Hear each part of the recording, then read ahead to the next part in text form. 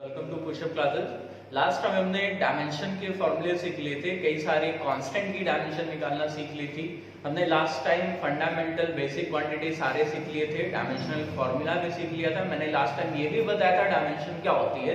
मैंने बताया था जिस तरह से कोई बॉडी होती है वो कितनी डायमेंशन से मिलके बनी होती है, इसी तरह कोई फिजिक्स का फॉर्मूला है वो कितनी डायमेंशन से मिलके बना है, या कोई क्वांटिटी है वो कितनी अदर क्वांटिटी से मिलके बनी है। इसको मैंने नाम दिया था डायमेंशनल फॉर्मूला।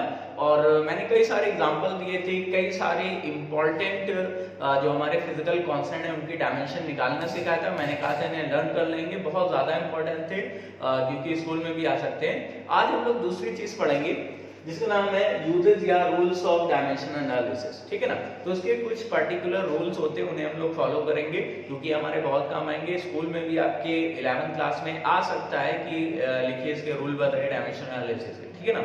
तो हम लोग लिखते हैं, जो फर्स्ट रूल है इसका हम कहेंगे कि एनी क्वांटिटी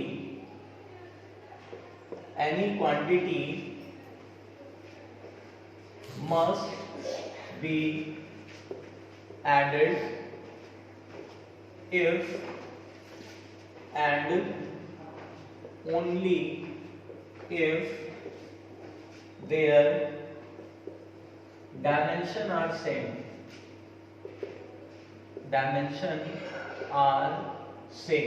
इसका मतलब क्या हुआ, कोई भी दो क्वांटिटी तभी ऐड या सब्ट्रैक्ट की जा सकती है जब उसकी डायमेंशन सेम हो। अगर दो बॉडी की डायमेंशन सेम नहीं है तो हम उसे कभी ऐड नहीं कर सकते। फॉर एग्जांपल आपने फॉर्मूला पढ़ा होगा 9th क्लास में, v is equal to u plus at, है ना। ये फॉर्मूला पढ़ा था। नॉर्मली हमें लगता है ये फॉर्मूला, लेकिन ऐसा क्यों हुआ, ऐसे हम क्यों ऐड कर पा रहे हैं, क्योंकv एक स्पीड है। स्पीड का जो फॉर्मूला होता है डायमेंशन फॉर्मूला वो क्या होता है, lt-1। u जो होता है इसका भी डायमेंशन फॉर्मूला क्या होता है, lt-1। एक्सेलरेशन का जो डायमेंशन फॉर्मूला होता है lt-2। साथ में है टाइम का होता है फॉर्मूला t। तो इसको जब मैं सॉल्व करूंगा ये आ जाएगा lt-1। यानी कि यहाँ पे तीन क्वांटिटी हैं, u को at के साथ में तभी ऐड कर सकता हूँ जब दोनों की डायमेंशन क्या हो, सेम। ये भी lt-1 है, ये भी lt-1 है, तभी मैं इसको ऐड कर सकता हूँ। अगर दोनों की डायमेंशन सेम ना होती तो मैं इसको ऐड नहीं कर पाता। और ये इक्वल का साइन तभी आ रहा है क्योंकि v की डायमेंशन जो है वही डायमेंशन u की है, वही डायमेंशन at की है। ठीक है ना। तो इससे हमें फाइनल क्या कंक्लूजन मिला कि किन्हीं भी दो क्वांटिटी को, या दो से ज्यादा, तीन भी हो सकती है, चार भी हो सकती है, कितनी भी क्वांटिटी हो उनको तभी मैं ऐड कर सकता हूँ जब उनकी डायमेंशनल फॉर्मूला क्या होना चाहिए, सेम। अगर सेम नहीं होगी तो ऐड नहीं कर पाएंगे, सेम होगी तो ऐड करेंगे। इसे माइंड में रखेंगे, दिमाग में रखेंगे, इससे रिलेटेड क्वेश्चन पूछे जाते हैं। ठीक है ना। आगे बढ़ते हैं दूसरी क्वांटिटी।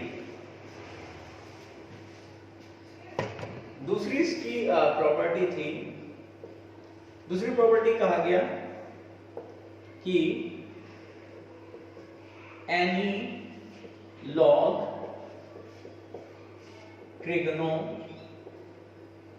ट्रिग्नोमेट्री और एक्सपोनेंट नंबर, कोई भी नंबर दिया हो, आर ऑलवेज डायमेंशनलेस। यानी कोई भी आपका लॉग वाला फंक्शन हो, ट्रिग्नोमेट्रिक फंक्शन हो, एक्सपोनेंट हो, कोई भी नंबर हो 1 2 3 4, ये सारे के सारे हमेशा डायमेंशनलेस होते हैं, उनकी कोई भी डायमेंशन नहीं होती, है ना। ठीक है। थर्ड वन हम लिखेंगे, जैसे मान लीजिए एक आपको फॉर्मूला दिया है कि मान लो f is equal to 6 pi neta rv। ठीक है ना। तो ये तभी इक्वल का साइन आएगा जब हमारी फोर्स की डायमेंशन है नीटा rv की डायमेंशन के इक्वल होगी, है ना। क्योंकि 6 पाई की यहाँ पे तो डायमेंशन होगी नहीं, इस पूरी की कंबाइंड डायमेंशन अगर फोर्स के इक्वल है तभी हम इसको इक्वेट कर सकते हैं, वरना इक्वेट नहीं कर सकते। बात आ रही समझ, है ना। तो इसका एक हम लोग एग्जांपल देख लेते हैं। एक बार एक क्वेश्चन आईआईटी में आया था, उसको देख लेते हैं और नॉर्मली हम लोग जल्दी से कर लेंगे उसे। ठीक है ना। देखेंगे कितने इजीली मेथड, क्योंकि तभी मैंने बताया था बहुत इंपॉर्टेंट मेथड है, इसका यूज हम लोग टफ से टफ क्वेश्चन में कर सकते हैं। क्वेश्चन पूछा गया था कि एक हमारा बूमरैंग है ना, बूमरैंग पता होगा इस शेप का होता है, इसको हवा में फेंकते हैं हम लोग और ये वापस फेंकने वाले या प्रोजेक्ट करके हाथ में आ जाता है। तो कहता है एक हमारा बूमरैंग है, इसको मैंने यूं फेंका हुआ है और इसकी जो रेडियस है वो है r, v वेलोसिटी से इसको मैं फेंक रहा हूं और इसकी ये जो थिकनेस है वो दी है d। बात है समझ? तो कहता है जब ये हवा में जा रहा होगा तो एयर इस पे कितना रेजिस्टिव फोर्स लगा रही होगी। पहला ऑप्शन दिया है F इज इक्वल टू, इसका मास मान लीजिए n है ना। कहता है इसका जो फॉर्मूला है वो है m v की पावर 4 अपॉन r स्क्वायर। दूसरा कह रहा है फोर्स है m v square upon r। तीसरा है, थर्ड फोर्स है F is equal to m t by r square. चौथा है F इज इक्वल टू, यहाँ r स्क्वायर कर देंगे। चौथा फोर्स बता रहा है कि इसके ऊपर जो फोर्स लग रहा है वो आ जा रहा है m और d स्क्वायर अपॉन r और t स्क्वायर है ना। चार ऑप्शन दिए गए हैं और आपसे पूछा गया है t की पावर -2। चार ऑप्शन दिए गए हैं, आपसे पूछा गया बताओ इसमें से कौन सा फोर्स लग रहा है। तो ऐसा कोई क्वेश्चन सॉल्व करने का हमने मेथड ही नहीं पढ़ा है ना। तो इसमें से कौन सा ऑप्शन होगा, तो मैंने बताया कि एक अभी मैंने कंसेप्ट बताया था कि इन्हीं की दो क्वांटिटी को कंपेयर तभी कर सकते हैं जब दोनों का डायमेंशनल फॉर्मूला क्या होना चाहिए, सेम। अब इधर सारे साइड f है, f का डायमेंशनल फॉर्मूला क्या होता है mLt-2 है ना। और इधर भी हम लोग निकाल लेते हैं, क्या इसका डायमेंशनल फॉर्मूला mLt-2 आएगा, इसको चेक कर लेते हैं। तो ये आ जाएगा m और v हमारी वेलोसिटी है Lt-1 इसकी पावर 4 और radius is a type of length, तो यहाँ जाएगा L2। इसको सॉल्व करेंगे तो mLt-2 आ नहीं रहा है। दूसरा हम लोग देख लेते हैं, इसे भी सॉल्व करेंगे, m Lt-2 की पावर 2 है ना, और ये आ जाएगा L की पावर 2। इसको भी जो सॉल्व करेंगे तो mLt-2 आ नहीं रहा है। थर्ड वन हम देख लेते हैं, m टाइम की डायमेंशन फॉर्मूला होता है t और r हमारी क्या है, डिस्टेंस, रेडियस का जो स्क्वायर होता है यानी l स्क्वायर। तो इसको भी सॉल्व करूंगा तो l ml-2 आएगा, जहां जबकि ये mLt-2। इसको सॉल्व कर लेते हैं तो ये लिखा है m की जो डायमेंशनल फॉर्मूला होता है वो कैपिटल M, d हमारा क्या है, इसकी thickness the type of length, वो आ जाएगा L2 और ये t की पावर -2 और नीचे है radius is length means L। तो आपका L कैंसिल, ये आ जाएगा mLt-2, यानी कि इसकी जो डायमेंशन है वो इसे सेटिस्फाई कर रही है, यानी जो आपका इसका ऑप्शन होगा वो हो जाएगा 4 है ना। तो इस मेथड से डायमेंशन कंपेयर करा के हम लोग टफ से टफ क्वेश्चन को इजीली कर सकते हैं, क्योंकि इसे करने का कोई मेथड मैंने सीखा नहीं है। इस वजह से हम यहाँ पे क्या कर सकते हैं कि डायमेंशन को सॉल्व करके आराम से हम बता पाएंगे। तो हम एप्लीकेशन पढ़ेंगे डायमेंशनल एनालिसिस की। सेकंड एप्लीकेशन है to change unit of first system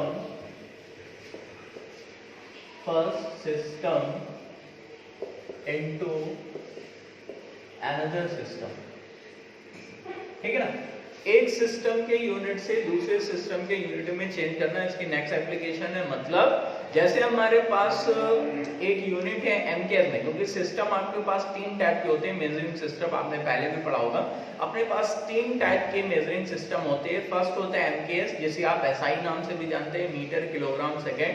दूसरा होता है CGS, मतलब सेंटीमीटर ग्राम सेकेंड। और थर्ड वन होता है FPS, फुट पाउंड सेकंड। तो अपने इंडिया में एमकेएस या एसआई यूनिट यूज होते हैं, ये एमकेएस सिस्टम यूज होता है तो उसका यूज करेंगे। और बाहर फॉरेन में हमारा एमकेएस और सीजीएस सिस्टम यूज होता है। तो एमकेएस से सीजीएस में या एमकेएस से एफपीएस में कन्वर्ट करने के लिए हमारी ये एप्लीकेशन यूज होगी। आपका इससे रिलेटेड क्वेश्चन भी आता है 11th में जब आप एग्जाम देंगे स्कूल में, तो इससे रिलेटेड क्वेश्चन भी पूछा जाता है। एक क्वेश्चन मैं करके बताऊंगा और एक क्वेश्चन होमवर्क के लिए देता हूँ, ठीक है ना। तो इसे क्वेश्चन करने से पहले एक हम लोग का इसका फॉर्मूला देख लेते हैं। मान लीजिए हमारे पास क्वांटिटी है कोई भी फोर्स, है ना। फोर्स को मैंने मान लिया, फोर्स का फॉर्मूला होता है मास इनटू एक्सेलरेशन। तो ये जो भी वैल्यू है, मान लीजिए इसकी वैल्यू आ रही है 2 न्यूटन, ठीक है ना। तो जो 2 है ये हमारा क्या है, मैग्नीट्यूड। मैग्नीट्यूड मतलब उसकी वैल्यू। और ये जो n है ये हमारा क्या है, यूनिट। इसका मतलब क्या हुआ कि किसी भी क्वांटिटी को डिनोट करने के लिए, रिप्रेजेंट करने के लिए हमें 2 चीजें चाहिए। कौन कौन सी, एक उसका मैग्नीट्यूड और एक उसका यूनिट, है ना। सेम इसी तरह जैसे स्पीड हो गई, स्पीड मान लीजिए मेरी है 3 मीटर पर सेकेंड, तो ये जो है ये इसका क्या कहलाएगा, मैग्नीट्यूड, ये इसका क्या कहलाएगी, यूनिट। यानी कोई भी क्वांटिटी हो दुनिया में, अगर फिजिकल क्वांटिटी है, मेजर कर पा रहे हैं, तो उसे बताने के लिए मेरे को 2 चीजें चाहिए, एक उसका मैग्नीट्यूड चाहिए, दूसरा उसका यूनिट चाहिए। तो मान लीजिए मैग्नीट्यूड को मैं n से डिनोट करता हूं और यूनिट को मैं u से डिनोट करता हूं। तो मुझे एक बात बताओ, ये जो n इंटू यू है या यूनिट और हमारा मैग्नीट्यूड का प्रोडक्ट है, ये तो हमेशा कांस्टेंट रहना है। क्यों कांस्टेंट रहना है, क्योंकि अगर हमारा एमकेएस यूनिट में फोर्स है, क्या वो सीजीएस सिस्टम में जाके फोर्स रहेगा या कुछ और चेंज हो जाएगा, बिल्कुल नहीं चेंज होगा, फोर्स ही रहेगा। यानी जो हमारी क्वांटिटी है एफ, जो हमारा फोर्स है, वो एमकेएस में भी रहना है वही फोर्स ही, और सीजीएस में भी फोर्स रहना है। इस वजह से हम कहेंगे कि हमारा यूनिट और मैग्नीट्यूड का प्रोडक्ट है वो हमेशा सेम रहेगा, कांस्टेंट रहेगा, कब रहेगा। तो अगर मैं कहूं कि यहाँ पर n into u एक सिस्टम में, अगर मेरे पास 2 सिस्टम हो, तो मैं कहूंगा n1u1 is equal to n2u2।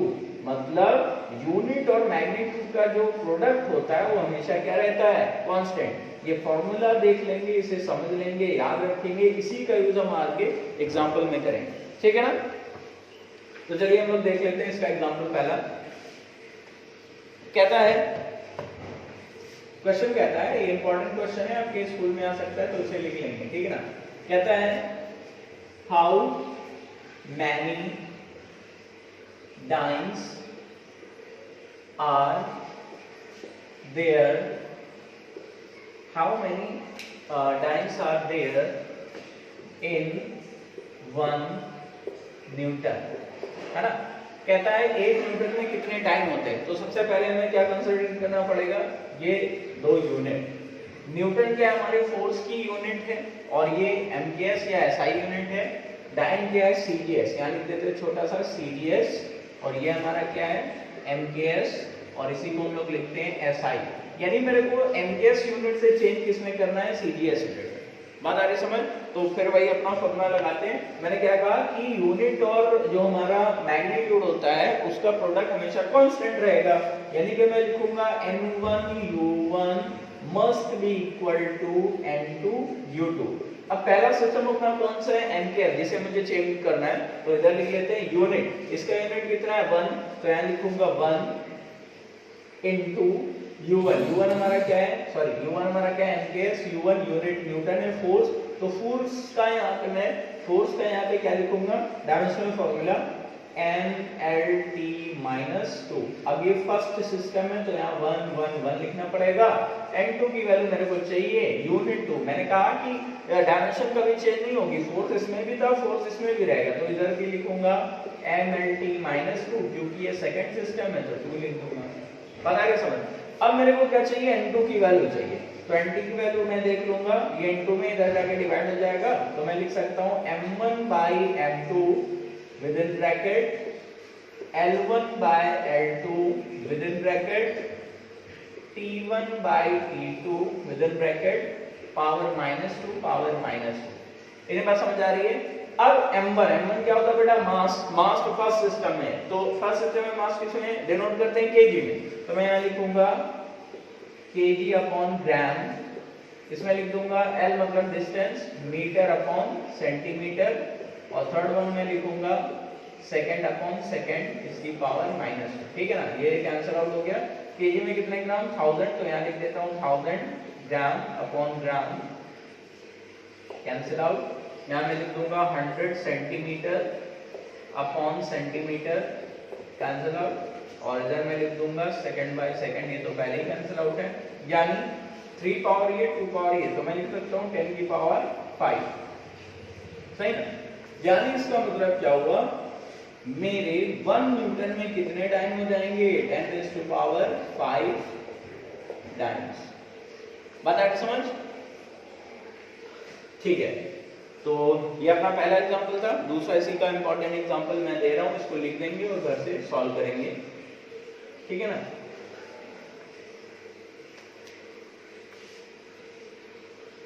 दूसरा क्वेश्चन यहां लिखेंगे, दूसरा क्वेश्चन लिखेंगे, इसे खुद से करना है नोटबुक में, ठीक है ना। हाउ मैनी अर्ग आर देयर इन 1 जूल, ठीक है ना। और मैं थोड़ी हिंट दे देता हूं, जो अर्ग है ये क्या है, CGS unit of work done. और जूल तो आप जानते होंगे MKS unit of work done, ठीक है ना। तो यहाँ पे MKS यूनिट हो गया, CGS यूनिट हो गया। पहले की तरह सेम सॉल्व करेंगे, स्क्रीन को पॉज करेंगे और ये क्वेश्चन लिख लेंगे, सॉल्व करके आंसर बताएंगे, ठीक है ना। चलिए नेक्स्ट, इसकी जो थर्ड एप्लीकेशन आती है डायमेंशनल एनालिसिस की, वो क्या होती है, to check the correctness of any formula.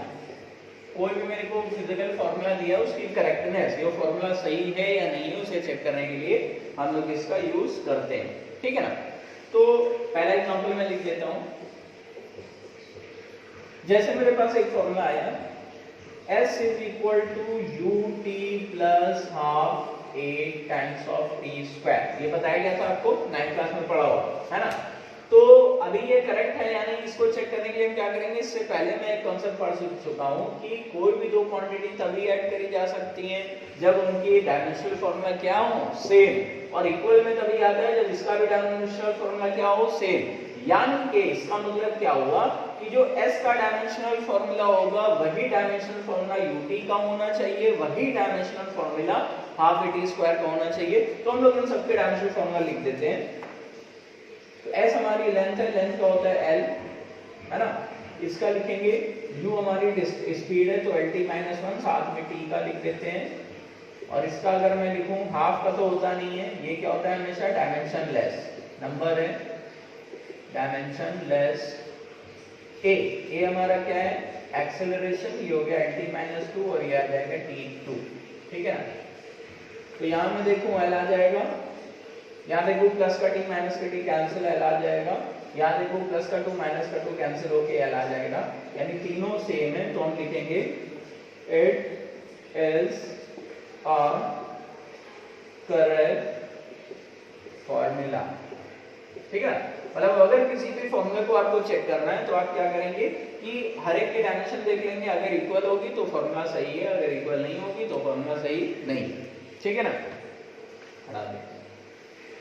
दूसरा एग्जांपल, मान लीजिए मेरे को एक फॉर्मूला चेक करना है,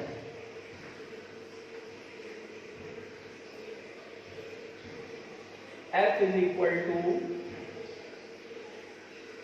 mv square upon r plus a square t। a acceleration, t time v velocity, m mass, r क्या है डिस्टेंस, f क्या है 4। तो मैंने कहा था अगर कोई भी फॉर्मूला करेक्ट होगा तो उसके तीनों टर्म की डायमेंशनल फॉर्मूला हमेशा क्या होगा, सेम होगा।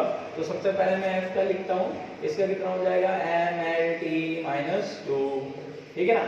mv स्क्वायर अपॉन r का लिखते हैं, m का होता है m, v हमारी स्पीड है, कितना होता है lt माइनस 1 इसकी power 2 divided by r is the length, इसका हो जाएगा l। फिर मैं इसका लिख देता हूँ a स्क्वायर t का लिखूंगा तो a हमारा lt माइनस 2 उसकी पावर 2 और साथ में आया t, ठीक है ना। तो इसका मैं लिख दूंगा वापस से mlt माइनस 2, इधर देखो l से l कैंसिल, ये कितना आ जाएगा mt माइनस 2, ठीक है ना, और एक l और बचेगा, ठीक है ना। और इसको अगर मैं देखूं तो ये बच जाएगा L2t, यहाँ से -4 प्लस 1 -3, तो ये तो अनइक्वल है लेकिन ये इक्वल है ना। ये दो तो टर्म सेम आ रहे हैं लेकिन ये सेम नहीं आ रहा, मतलब कहीं ना कहीं गड़बड़ है, ये फॉर्मूला इनकरेक्ट है, तो लिख देंगे इट इज इनकरेक्ट। बात आ रही समझ? डायमेंशनल एनालिसिस में दो एप्लीकेशन पढ़ी थी। पहला पढ़ा था डायमेंशनल एनालिसिस की मदद से हम लोग किन्हीं एक यूनिट के सिस्टम को दूसरे यूनिट के सिस्टम में चेंज कर सकते हैं, जैसे MKS से CGS चेंज कर सकते हैं। दूसरा हमने सीखा था कि कोई भी फॉर्मूला करेक्ट है या नहीं है, कोई भी फिजिकल फॉर्मूला करेक्ट है या नहीं है, उसको हम लोग चेक कर रहे थे, है ना। दो पढ़ ली थी। तीसरी हम लोग एक और पढ़ेंगे कि किन्हीं भी फिजिकल क्वांटिटीज के बीच क्या रिलेशन है, वो रिलेशन हम लोग बना सकते हैं इस डायमेंशनल एनालिसिस की मदद से। तो देख लेते हैं। तो एक मैं एग्जांपल लेता हूं, ये एग्जांपल बहुत इंपॉर्टेंट है, एनसीईआरटी में भी दिया है और आपके स्कूल में अक्सर आता है एग्जाम्स में, ठीक है ना। तो उसे याद रखेंगे कि एक हमारा मान लीजिए सिंपल पेंडुलम है, इसकी लेंथ है l और ये जो यहां से यहां तक अपना मोशन कंप्लीट करता है इसको टाइम लगता है कैपिटल T। तो कह रहा है जो इसका टाइम पीरियड है, जो इस सिंपल पेंडुलम का टाइम पीरियड है, वो डिपेंड किस पे कर रहा है, इसकी लेंथ पर और ग्रेविटेशनल एक्सेलरेशन पे। बस इतना मेरे को पता है, इसके अलावा कुछ नहीं पता, बस ये पता है P depends on L, T depends on G। अब कितनी पावर है ये मुझे नहीं पता है ना। तो मान लीजिए मैं इसकी पावर ले लेता हूं L raise to A G raise to B। अब प्रोपोर्शनल का साइन है तो मुझे इसे हटा के कांस्टेंट लगाना पड़ेगा K L की power A G raise to B। अब यहाँ पे K क्या है हमारा, एक एक्सपेरिमेंटल कांस्टेंट है, एक्सपेरिमेंटल कांस्टेंट। इसकी वैल्यू हम लोग डायरेक्टली नहीं निकाल सकते, इसकी वैल्यू हमेशा एक्सपेरिमेंट से निकलती है, ठीक है ना। तो अभी मेरे को सारी तरफ, दोनों तरफ में क्या करूंगा, इसके डायमेंशनल फॉर्मूले लिख देता हूं। टाइम t है, इसका डायमेंशनल फॉर्मूला क्या होगा t। मास नहीं है ना ही यहाँ पे लेंथ है, तो मैं लिखूंगा m raise to 0 l raise to 0 t raise to 1 is equal to k। k की कोई डायमेंशनल फॉर्मूला होता है, नहीं होता है, कांस्टेंट है, तो इसका डायमेंशनल फॉर्मूला नहीं लिखूंगा।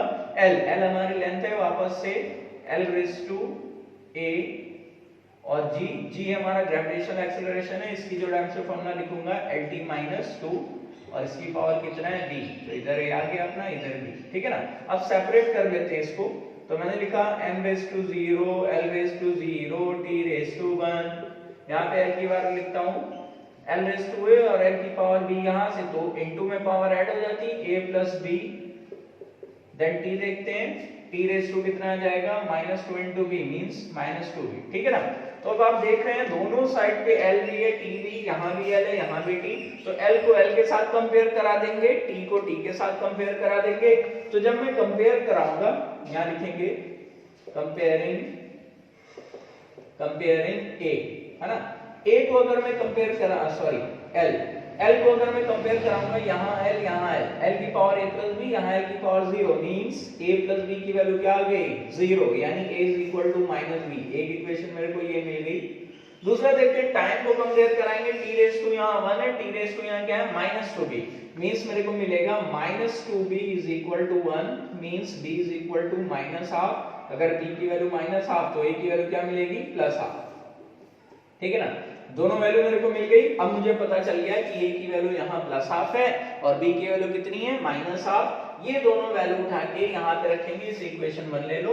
इक्वेशन 1 में पुट करने के बाद t की वैल्यू आ जाएगी k l raise to half और g रेज़ टू -12। हाफ मतलब अंडर रूट भी होता है, तो मैं यहाँ लिखूंगा t is equal to k under root l upon, या होल ब्रैकेट कर दो तो ज्यादा रहेगा, under root l by g। कि यहाँ पे एक्सपेरिमेंटल कांस्टेंट है, मैंने पहले ही बताया, और यहीं से हमें एक बात पता चलेगी कि ये जो हमारा k है ये एक्सपेरिमेंटल कांस्टेंट है, इसकी वैल्यू हम डायमेंशनल एनालिसिस से नहीं निकाल सकते, मतलब ये लिमिटेशन ऑफ डायमेंशनल एनालिसिस हो गई, है ना, समझा रहा है। अगर आपसे लिमिटेशन पूछी जाए एग्जाम में तो आप एक पॉइंट ये भी लिख सकते हो कि डायमेंशनल एनालिसिस से मुझे एक्सपेरिमेंटल वैल्यू के बारे में कोई भी इंफॉर्मेशन नहीं मिलती। इसको याद रखेंगे, k की वैल्यू एक्सपेरिमेंट से 2 पाई आती है, तो मैं लिखूंगा आइडियल कंडीशन में 2 पाई आती है, 2 pi under root L by G, तो मुझे T, L और G के बीच में रिलेशन मिल गया, ये इसकी एप्लीकेशन हो गई थर्ड। बात आ गई समझ। तो हमने तीनों एप्लीकेशन पढ़ ली डायमेंशनल एनालिसिस की। पहले हमने पढ़ा कि एक सिस्टम के यूनिट को दूसरे सिस्टम के यूनिट में कैसे चेंज करना है, दूसरा हमने पढ़ा कि किसी फिजिकल फॉर्मूला या फिजिक्स का कोई फॉर्मूला उसकी करेक्टनेस कैसे चेक करनी है, सारे टर्म की डायमेंशन सेम होगी तो फॉर्मूला करेक्ट होगा, अगर सेम नहीं है तो फॉर्मूला करेक्ट नहीं होगा। थर्ड हमने पढ़ी किन्हीं भी 2 या 3 या 4 कितनी भी क्वांटिटी दी हो, कितनी भी नहीं मतलब 3 तक होना चाहिए, 3 से ज्यादा होंगी तो उसे सॉल्व करने में दिक्कत होगी। 3 क्वांटिटी के बीच किस तरह से हम रिलेशन निकाल सकते हैं वो इससे यूज करके हम कर सकते हैं, ठीक है ना। नेक्स्ट जो इसके बाद आएगा वो आएगा आपका एप्लीकेशन ऑफ डायमेंशनल एनालिसिस, वो भी हम लोग जल्दी से पढ़ लेंगे। तो एक इसका होमवर्क मैंने दिया हुआ था, एक और इसका क्वेश्चन ले देता हूं, वो भी आप लोग सॉल्व कर लेंगे। तो इसको आप लोग सेकंड एप्लीकेशन से घर से करने की कोशिश करेंगे। क्वेश्चन क्या है कि मान लीजिए हमारा न्यूक्लियस है जिसमें पॉजिटिव चार्ज है, उसके चारों तरफ एक इलेक्ट्रॉन है जो सर्कुलर पाथ में मूव कर रहा है, r रेडियस है, मास ऑफ इलेक्ट्रॉन है हमारा m और वेलोसिटी इसकी है v, ठीक है। तो हमें पता है पॉजिटिव और नेगेटिव के बीच हमेशा एक अट्रैक्शन फोर्स होता है, तो इधर की तरफ अट्रैक्ट होगा।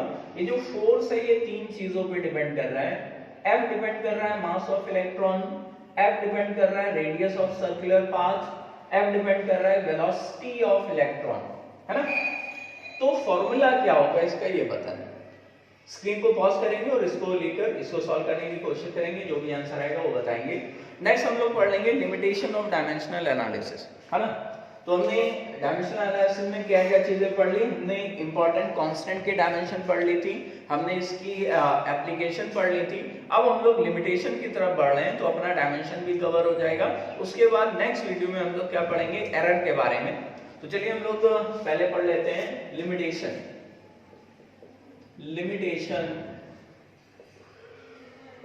Of dimensional analysis.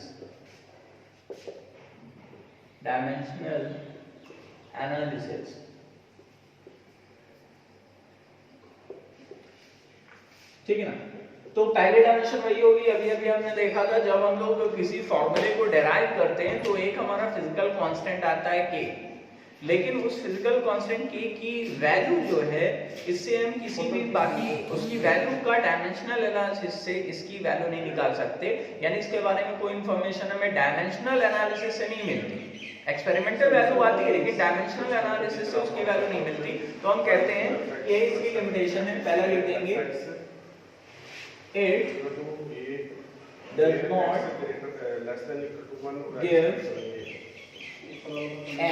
it does not give any information about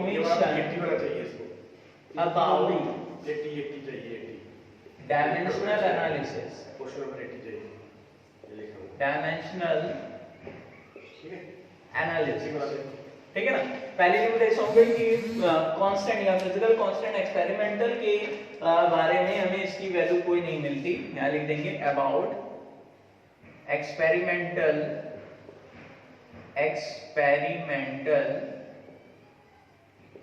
constant, ठीक है ना। यानी पहली डेफिनेशन हो गई इसकी, पहली जो लिमिटेशन है it does not give any information about experimental constant, यानी डेरिवेशन के दौरान जो हमें एक फिजिकल कांस्टेंट मिलता था कि जिसकी वैल्यू हमें पता नहीं होती है, उसकी इसके थ्रू कोई वैल्यू नहीं मिलेगी, वो एक्सपेरिमेंटल वैल्यू एक्सपेरिमेंट से मिलेगी, ठीक है ना। और दूसरी लिमिटेशन हम लोग देख लेंगे, पहले की एग्जांपल दूंगा फिर उसकी लिमिटेशन भी बताऊंगा। मान लीजिए हमारा वर्क डन है, वर्क डन के डायमेंशनल फॉर्मूला हमने लास्ट टाइम लिखा था कितना, ml2t-2। दूसरा हमने काइनेटिक एनर्जी, इसका फॉर्मूला क्या लिखा था, वो भी आया था अपना ml2t-2। तीसरा हमने टॉर्क लिखा था टॉर्क का जो डायमेंशनल फॉर्मूला था वो भी हमारा क्या था, mL2T-2। चौथा हमने पोटेंशियल एनर्जी लिखा था, उसका भी डायमेंशनल फॉर्मूला क्या था, mL2T-2। चौथा हमने हीट लिखा था, उसका भी डायमेंशनल फॉर्मूला क्या था, mL2T-2। अब आप यहाँ देख रहे हैं इन सभी क्वांटिटीज के डायमेंशनल फॉर्मूला सेम है। सेम होने का मतलब अगर मैं क्वेश्चन में लिख दूं कि ये एक फॉर्मूला दिया डायमेंशनल फॉर्मूला, बताओ ये कौन सी क्वांटिटी होगी, तो आप ये नहीं कह सकती ये वर्क डन ही होगा, ये एनर्जी भी हो सकती है, किसी टाइप की टॉर्क भी हो सकता है। यानी एक ही डायमेंशनल फॉर्मूला के करस्पॉन्डिंग कई सारी वैल्यू हो सकती हैं जिसके बारे में हमें डायमेंशनल एनालिसिस से पता नहीं चलता। ठीक है ना, तो ये इसकी लिमिटेशन हो गई। तो इसको अगर मैं लैंग्वेज में लिखूं तो क्या लिखूंगा, मैं लिखूंगा for a single dimensional formula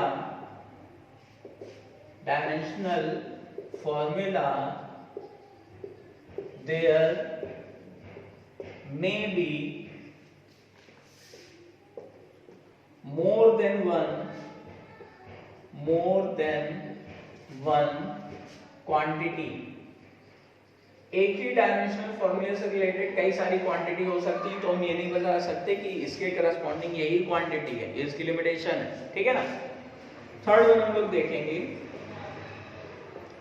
we can't derive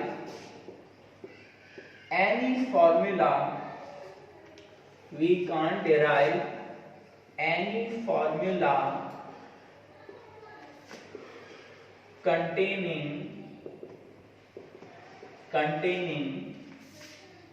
log, trigonometric function और एक्सपोनेंट, है ना। यानी कोई भी ऐसा फॉर्मूला हम लोग डिराइव नहीं कर सकते जिसमें लॉग आए, ट्रिग्नोमेट्रिक आए या एक्सपोनेंट फंक्शन आए, क्योंकि उसकी तो डायमेंशन ही नहीं होती। मेरे को क्या पता कहां पे लगाना है कहां पे नहीं लगाना, ये इसकी एक लिमिटेशन है। बात आ रही समझ।